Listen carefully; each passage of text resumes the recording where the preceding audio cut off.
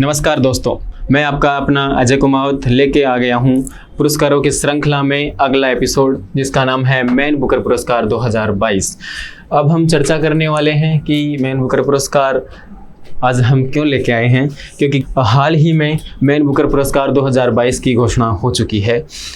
हम अब सभी प्रश्न पर इसकी चर्चा करेंगे, मैन बुकर पुरस्कार की, फिर इसके जो राशि है, पुरस्कार में क्या दिया जाता है, किस किस को मिला है, किन भारतीयों को अब तक मिला है, सभी मुद्दों पर हम चर्चा करेंगे। तो आइए हम चलते हैं।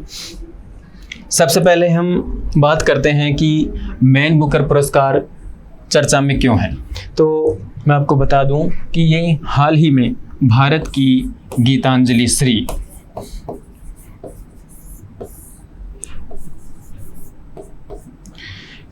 जो हिंदी साहित्य जगत में अपनी खूब धाक रखती हैं, इन्होंने खूब उपन्यास लिखे हैं और इनका जो पहला उपन्यास है हिंदी भाषा का, जिन्हें हाल ही में मैन बुकर पुरस्कार दिया गया है, और ये भारत की पहली महिला है, या कहूँ कि भारत की ये पहली ऐसी महिला है जिनको हिंदी साहित्य में, या कहूँ कि हिंदी भाषा में पहला ये सम्मान दिया गया है। मैन बुकर पुरस्कार की हम बात करें तो ये केवल अंग्रेजी भाषा और अंग्रेजी भाषा में अनुवादित किए गए किसी भी भाषा से लिया गया कोई भी उपन्यास, उसको ये दिया जाता है, पर ये मूलतः अंग्रेजी भाषा में दिया जाता है। अब हम बात करते हैं, थोड़ी हम चर्चा कर लेते हैं गीतांजलि श्री की। तो इनका जो भारत में स्थान है, मतलब या निवास स्थान की बात करूं तो ये उत्तर प्रदेश के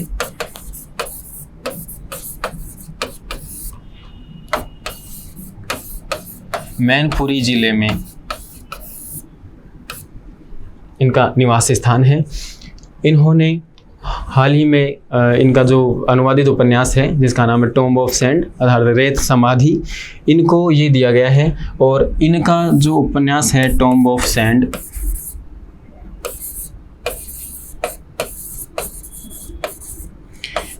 इसका अनुवाद किया है डेजी रॉकवेल ने।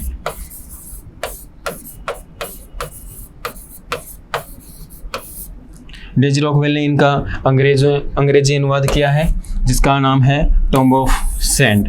इन्होंने अपना यही उपन्यास लिखा था रेत समाधि के नाम से, और इन्होंने इसका अनुवाद कर इसका नाम रख दिया टॉम्ब ऑफ सैंड। चूँकि इसके असली लेखक या वास्तविक लेखक गीतांजलि श्री थी, इसलिए ये सम्मान इनको दिया गया है। और पहली बार है इतिहास में कि किसी भारतीय को हिंदी भाषा के उपन्यास के लिए दिया गया है। अब हम चर्चा करते हैं आगे।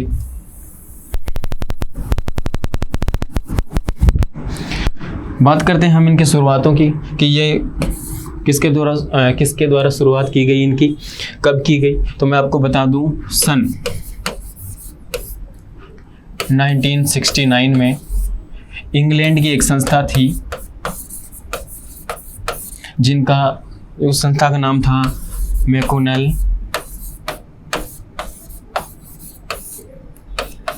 लिमिटेड।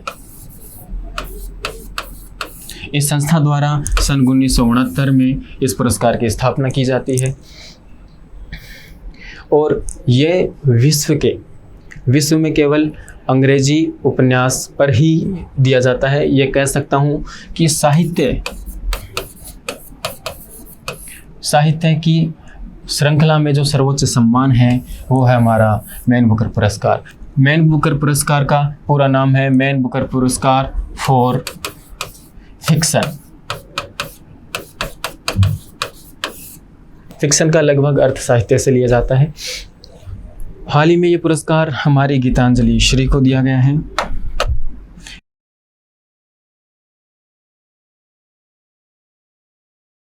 यह है गीतांजलि श्री, हिंदी साहित्य जगत की बहुत ही अच्छी लेखिका हैं। इनका ये उपन्यास है टॉम्ब ऑफ सैंड, जिन्हें इसके लिए मैन बुकर पुरस्कार 2022 से सम्मानित किया गया है। अब हम बात करते हैं कि इस पुरस्कार में क्या मिलता है। जैसे कि आप देख रहे हैं, यहाँ एक ट्रॉफी है, एक प्रतीक चिन्ह है जिस पर लिखा है द 2022 इंटरनेशनल बुकर प्राइज। ऐसा ही ये हर साल तो डेट तो चेंज, सन तो चेंज होती रहती है। इसके अलावा इसमें 60,000 पाउंड की इनामी राशि भी दी जाती है। अगर हम इन्हें भारतीय रुपए में कन्वर्ट करें तो लगभग ये 58 लाख रुपए के आसपास ये राशि बैठती है। और कुछ इसमें कहूँ कि टैक्स वगैरह कट जाता है, तो 58 लाख रुपए के करीब ये इन्हें इनामी राशि मिलती है। अब हम बात करें, संस्था मैंने बता दी है, द मैकोलन लिमिटेड इंग्लैंड की संस्था है, उसके द्वारा सन 1969 में ये मैन बुकर पुरस्कार शुरू किया गया था। पुरस्कारों की बात हो गई है, अब चलते हैं हम आगे। अब बात करेंगे हम भारत के इतिहास में अब तक किन लोगों को मैन बुकर पुरस्कार दिया जा चुका है।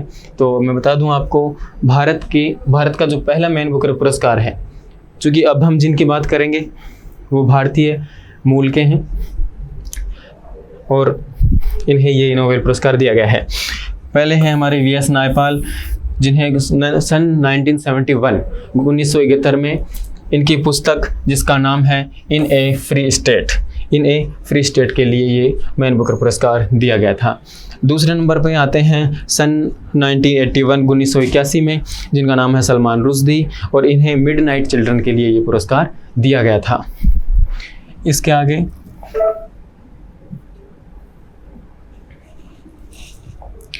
ये हैं हमारी अरुंधति रॉय, जिन्हें सन 1997 में the God of small things के लिए ये मैन बुकर पुरस्कार 2022 दिया गया। ये है इनका novel the God of small things, Arundhati Roy. ये है हमारी अरुंधति रॉय, भारतीय मूल की। अब आगे चलते हैं। इस श्रृंखला में आगे हैं किरण देसाई, जिन्हें द इनहेरिटेंस ऑफ लॉस, इस पुस्तक के लिए इन्हें ये इनका नोवेल है इनहेरिटेंस ऑफ लॉस। इसके लिए इन्हें सन 2006 में मैन बुकर पुरस्कार दिया गया था। इसके बाद आते हैं अरविंद अडिगा, जिनकी पुस्तक है द वाइट टाइगर। 2008 में इन्हें यह पुरस्कार दिया गया था। अब तक कुल 6 भारतीयों को ये दिया जा चुका है। पहले 5 थे, एक गीतांजलि श्री को मिल गया और कुल मिलाकर ये 6 हो गए हैं। अब इसके अलावा हम कुछ और देख लेते हैं। पहली बात, ये हम चर्चा करेंगे कि ये पुरस्कार किन मतलब कौन सा देश देता है या किस देश के नागरिकों को ये सिर्फ दिया जाता है।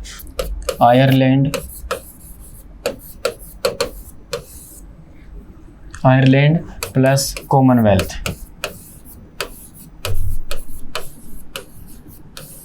कॉमनवेल्थ जो देश हैं, कंट्रीज हैं, जो कॉमनवेल्थ कंट्रीज हैं उन्हें, और आयरलैंड, इन लोगों के यहाँ के जो लेखक हैं सिर्फ उन्हीं को दिया जाता है। अब मैं बता दूं कॉमनवेल्थ कंट्रीज कौन सी है। ये कॉमनवेल्थ कंट्री वो हैं जो कभी कहूँ कि भूतकाल में या पास्ट में कभी इंग्लैंड यानी ब्रिटेन, इंग्लैंड की जिन पर इंग्लैंड का आधिपत्य रहा हो, इसलिए इंडिया भी इसी में आता है। और इंडिया लगभग 30 से 40 देश इसके अंदर आते हैं। इंडिया भी चूँकि इंग्लैंड और ब्रिटेन का गुलाम रहा था, इसलिए इस पुरस्कार में भारतीय लोग भी शामिल होते हैं। यहाँ के यह केवल अंग्रेजी भाषा में ही दिया जाता है, इसके अलावा किसी भाषा में नहीं दिया जाता है। या तो जो भी कोई नोवेल है आयरलैंड के लेखकों का या कॉमनवेल्थ कंट्रीज के लेखकों का, कोई भी नोवेल है वो इंग्लिश में है, मौलिक इंग्लिश में, या फिर अनुवादित,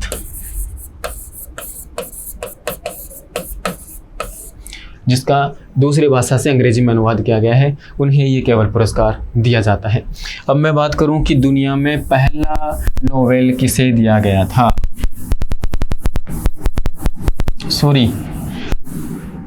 अब हम बात करेंगे विश्व में सर्वप्रथम मैन बुकर पुरस्कार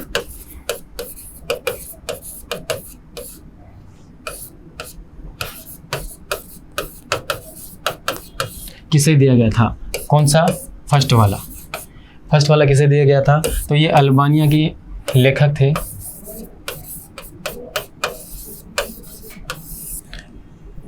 अल्बानिया के लेखक इद्रिस कादरी। इन्हें फर्स्ट मैन बुकर पुरस्कार दिया गया था।